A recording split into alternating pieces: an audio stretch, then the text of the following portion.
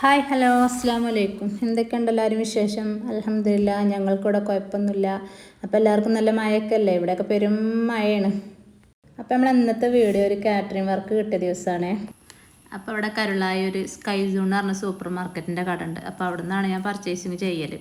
അവിടെ ആകുമ്പോൾ ഒരു കുടക്കയിൽ എല്ലാം കിട്ടും എന്ന് പറഞ്ഞ മാതിരി എല്ലാ സംഭവവും അവിടെ കിട്ടും. ഹോം ഡെലിവറി ഉണ്ട് കേട്ടോ അവർ.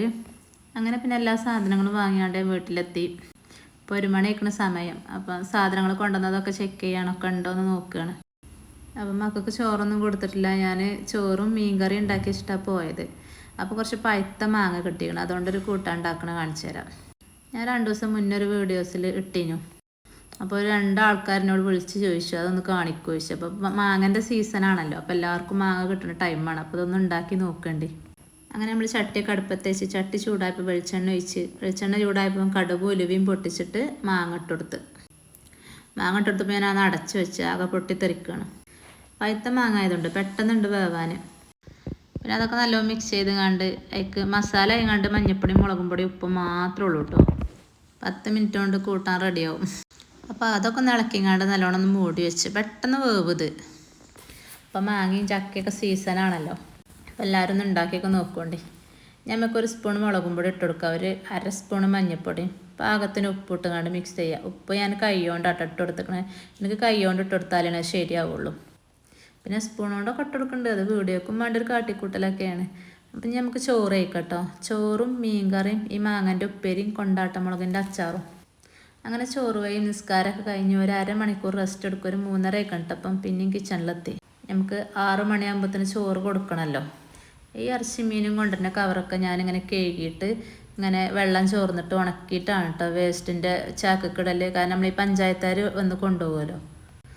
അങ്ങനെ കഴുകിയിട്ടില്ലേ ഭയങ്കര സ്മെല്ലേക്കാരം. പിന്നെ ചിക്കൻ കഴിക്കുമ്പോൾ ഞാൻ കുറച്ച് സുറുക്ക് ഒഴിച്ച് കണ്ടിട്ട് കഴിക്കണത്. അപ്പം പെട്ടെന്ന് ക്ലീൻ ആയി കിട്ടും. വൈറ്റ് കളറാവും ചിക്കൻ. ഒരു വൃത്തിയാണ് ചിക്കൻ കാണാൻ. ചിക്കൻ പൊരിച്ച് കാണാണ് കേട്ടോ ഞാൻ ബിരിയാണി വെക്കണത്.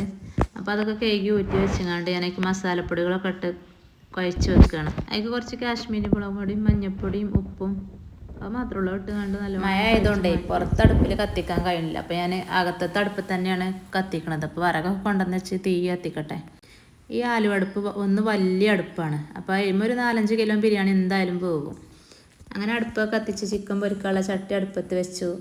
ചട്ടി ചൂടായപ്പം എണ്ണ ഒഴിച്ചെടുത്തു. എണ്ണ ചൂടായപ്പം ചിക്കൻ ഇട്ടെടുത്തു. ചിക്കൻ പിന്നെ 1/2 വേവായാൽ മതിയല്ലോ, നല്ലോണം വേവണ്ടല്ലോ.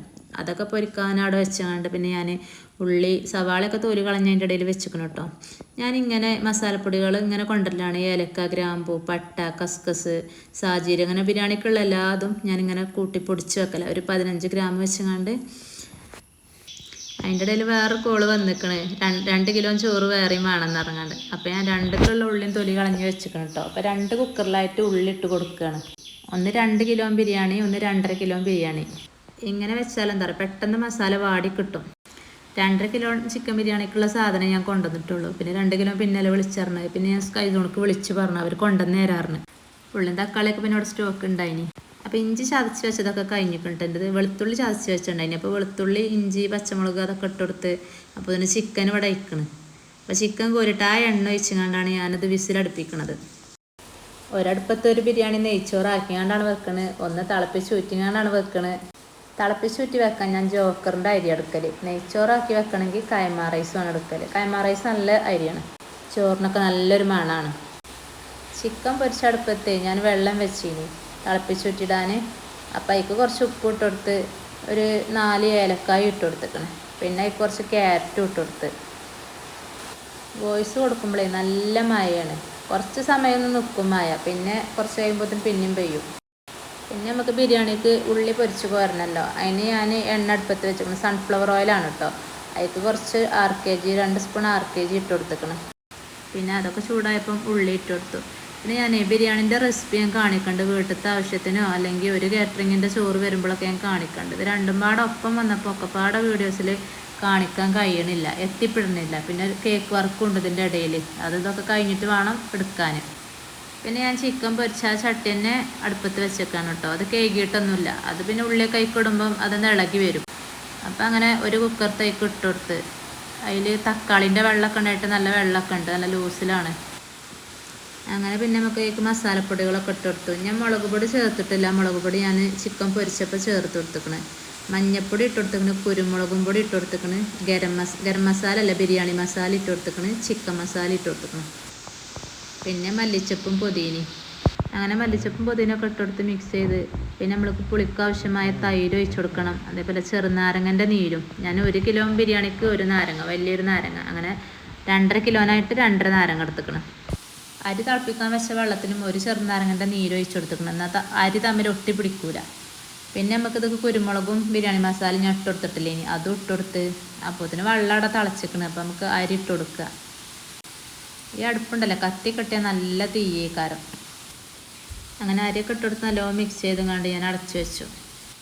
മസാലയൊക്കെ ഞാനൊരു ചെമ്പൊക്കെ ആക്കി വെച്ചിരിക്കണം. അതിൻ്റെ മുകളിലൊരു വാഴൻ്റെ ഇലയൊക്കെ ഇട്ട് കൊടുത്തിക്കണം. അപ്പോൾ അരി വന്നപ്പോൾ ഞാൻ ഊറ്റി അതിൻ്റെ മുകളിലേക്ക് ഇടുകയാണ്.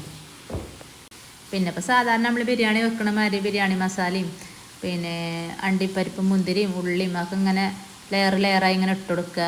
പിന്നെ 1/2 kg നെയ്യ് ഇടയ്ക്ക് ഇങ്ങനെ വെച്ച് കൊടുത്തിക്കണ്. ഇതൊക്കെ തന്നെയുള്ളൂ ബിരിയാണിക്ക് എല്ലാവരും ചെയ്യണ തന്നെയല്ലേ.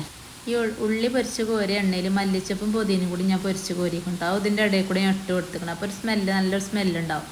അങ്ങനെ ഈ ബിരിയാണി സെറ്റായി. അടുത്ത ബിരിയാണിയും സെറ്റാവാനായിക്കണം. ഈ ബിരിയാണി ഞാൻ കൈമ റൈസ് കൊണ്ട് നെയ്ച്ചോറാക്കിയാണ്ട് വെച്ചിക്കണ്. അപ്പം ഗ്യാസും അത് നെയ്ച്ചോറാക്കി വെച്ചിനി. അപ്പം അങ്ങനെ അതും ദമ്മിടുകയാണ്. നെയ്ച്ചോറാക്കി വെച്ചാൽ എന്താണ് തിളപ്പിച്ച് വിട്ടാൽ നിൽക്കണ്ട, പെട്ടെന്നാണ്. അപ്പോൾ സമയം 6:30 ആയിക്കണം കേട്ടോ. അതിൻ്റെ ഇടയിൽ മറ്റേ ബിരിയാണി കൊണ്ടുപോയിക്കണം. എന്നിട്ടാണ് ഇത് ദമ്മിടുന്നത്. 6 മണിക്ക് പറഞ്ഞ ബിരിയാണി കൊണ്ടുപോയി.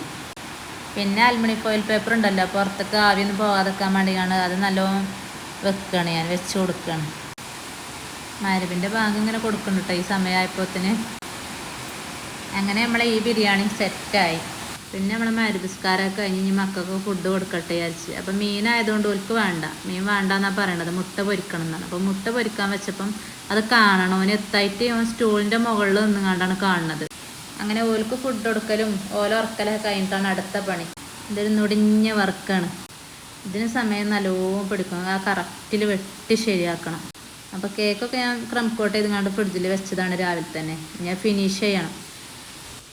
ഈ കേക്ക് 2 കളറിലാണ് കസ്റ്റമർ പറഞ്ഞത്, വൈറ്റും പർപ്പിളും. അതേപോലെ 2 ടയറാണ്. അപ്പം ഒന്നിൻ്റെ മുകളിൽ ഒന്ന് കയറ്റി വെക്കണമെങ്കിൽ നാളെ ആവണം, തന്നെ കയറ്റി വെക്കാൻ പറ്റൂല. അപ്പോൾ അത് ഫിനിഷ് ചെയ്ത് കിടക്കാൻ വിചാരിച്ചുകൊണ്ടാണ് ഇപ്പോൾ പണിക്ക് നിൽക്കുന്നത്. പിന്നെ 2 കസ്റ്റമർ പറയുന്നത് ബേസുമ്മ പേര് ചെയ്തണം. അപ്പോൾ തോന്നി കേക്ക് ക്രം കോട്ട് ചെയ്ത് വെച്ച ബേസ് വലുപ്പമില്ലാതെ തോന്നിയിട്ട് ഒന്നുകൂടി 2 ഇഞ്ച് വലുപ്പമുള്ള ബേസുമ്മക്ക് കേക്ക് പിന്നെ എടുത്ത് വെക്കുകയാണ്. ഇതൊക്കെ ഇങ്ങനെ പണി അധികമാവുകയാണല്ലോ. ഇതിലൊക്കെ ടൈം നല്ലോണം പോകും ചെയ്യും. ഓനോട് ഇങ്ങനെ വർത്താനം പറഞ്ഞുകൊണ്ട് ഇങ്ങനെ വർക്ക് ചെയ്യാണ്. അപ്പോൾ പിന്നെ ഉറക്കൊന്നും വരില്ല. അങ്ങനെ അതൊക്കെ കഴിഞ്ഞ് ഫിനിഷ് ചെയ്ത് ഞാൻ ഫ്രിഡ്ജിൽ വെച്ചപ്പം 12 മണിയൊക്കെയാണ്. ഇനി പിറ്റേന്ന് രാവിലെയാണ്. കസ്റ്റമർക്ക് പിറ്റേന്ന് രാവിലെയാണല്ലോ കൊടുക്കണം. അപ്പം അന്നത്തെ വീഡിയോ ആണ്. സമയം രാവിലെ 9:30 ആയിക്കണം കേട്ടോ. ചായയുടെയും ഒക്കെ കഴിഞ്ഞുകൊണ്ടാണ് പിന്നെ ഇതിന് നിൽക്കുന്നത്. 10 മണിയാകുമ്പോഴത്തേന് ഈ കേക്ക് കൊടുക്കണം. അപ്പോൾ മോനുണ്ട് എൻ്റെ കൂടെ. അപ്പം ഞാനിതിൻ്റെ മുകളിൽ കേക്ക് കയറ്റി വെക്കുമ്പോൾ ഓനോട് എടാ അത് നോക്കിട്ടോ, കറക്റ്റാണോ നോക്കിട്ടോ എന്നൊക്കെ പറഞ്ഞിങ്ങനെ ഓന് കേട്ടിങ്ങനെ ഇരിക്കുന്നുണ്ട്. ആരെങ്കിലും ഒരാൾ നമ്മളിങ്ങനെ എടുക്കണ പണീൻ്റെ ഒപ്പം ഇങ്ങനെ നോക്കി നിൽക്കുകയോ വർത്താനം പറഞ്ഞിരിക്കുകയൊക്കെ ചെയ്യുമ്പോൾ നമുക്ക് ഇങ്ങനെ നേരം പോണത് അറിയില്ലല്ലോ. ഒറ്റയ്ക്ക് ഇങ്ങനെ എടുക്കുമ്പോൾ ഭയങ്കര ബോറടിക്കാരം. മക്കൾ ഈ സമയമായിട്ട് നീച്ചിട്ടില്ല, മഴ ആയതുകൊണ്ട് രണ്ടാളും നല്ല ഉറക്കമാണ്. അങ്ങനെ കേക്കൊക്കെ അതിൻ്റെ മുകൾക്ക് എടുത്ത് വെച്ചു. ഞാൻ സ്റ്റിക്ക് കുത്തി കൊടുക്കുകയാണ്. അപ്പോൾ ഇത് വണ്ടിയിൽ കൊണ്ടുപോകാനുള്ളതല്ലേ. അപ്പോൾ അങ്ങോട്ടും ഇങ്ങോട്ടും വണ്ടി കുത്തിക്കുലുങ്ങാണ്ട് ശരിയണ്ട വിചാരിച്ചുകൊണ്ട് 2-3 സ്റ്റിക്ക് കുത്തി കൊടുക്കുകയാണ്. ഒരു പറഞ്ഞ സമയമാകുമ്പോൾ ഇത് അവിടെ എത്തിച്ചും വേണം. ഇത് 2 kg ബട്ടർ സ്കോച്ചിൻ്റെ കേക്കാണ്. ഇത് ഗൾഫിൽ നിന്ന് ഒരാൾ പെങ്ങളെ കുട്ടിയൊക്കെ തോന്നുന്നു സർപ്രൈസ് ആയിങ്ങാണ്ട് എത്തിച്ചു കൊടുക്കണമെന്ന് പറഞ്ഞുകൊണ്ട് വിളിച്ച് പറഞ്ഞതാണ്. അപ്പം അങ്ങനെ കേക്കിൻ്റെ ഫൈനൽ ലുക്ക് ഇങ്ങനെയാണ് കേട്ടോ. ഇത് പിന്നെ ഫോട്ടോ എടുക്കലും ഒക്കെ കഴിഞ്ഞ് പിന്നെ ബോക്സിലൊക്കെ ആക്കിയാണ്ട് സമയം 10 മണി ആവാനായി. ഈ 2 ടയറിൻ്റെ കേക്കൊക്കെ ആകുമ്പോൾ നമുക്ക് കസ്റ്റമറെ കയ്യിലെത്തോളം നമുക്കൊരു സമാധാനം ഉണ്ടാവില്ല. സ്പൈഡർമാൻ തീമിൻ്റെ കേക്കാകുമ്പോഴാണ് മക്കളെ നീച്ച് വരുമോ എന്നുള്ള പേടി, അവർ കാണുമെന്നുള്ളത്. ഇതൊക്കെ ആകുമ്പോൾ ഇത് പെൺകുട്ടികളുടെതാണ്. എന്താ മെർമെയ്ഡ് പറഞ്ഞൊരു കാർട്ടൂണാണ് തോന്നണം, അതിൻ്റെതാണ്. ഇപ്പോഴത്തെ കുട്ടികൾക്കൊക്കെ കാർട്ടൂണിൻ്റെ ആരാധകരാണല്ലോ. കേക്ക് ബോക്സിൻ്റെ മുകളിൽ ബർത്ത്ഡേ വിഷസ് ചെയ്തണമെന്ന് പ്രത്യേകം പറഞ്ഞു. അപ്പം ഒന്ന് എഴുതി കൊടുത്ത് അപ്പം അങ്ങനെ കേക്കൊക്കെ സെറ്റായി. അപ്പോൾ ഇത്രയൊക്കെ തന്നെയുള്ളൂ ഇന്നത്തെ വീഡിയോ. അപ്പോൾ നമുക്ക് പുതിയ വീഡിയോ ആയിട്ട് വീണ്ടും കാണാം. അപ്പോൾ എല്ലാവരും ലൈക്ക് ചെയ്യുക, ഷെയർ ചെയ്യുക, കമൻറ്റ് ചെയ്യുക, സബ്സ്ക്രൈബ് ചെയ്യുക. Thanks for watching. അസ്സലാമു അലൈക്കും.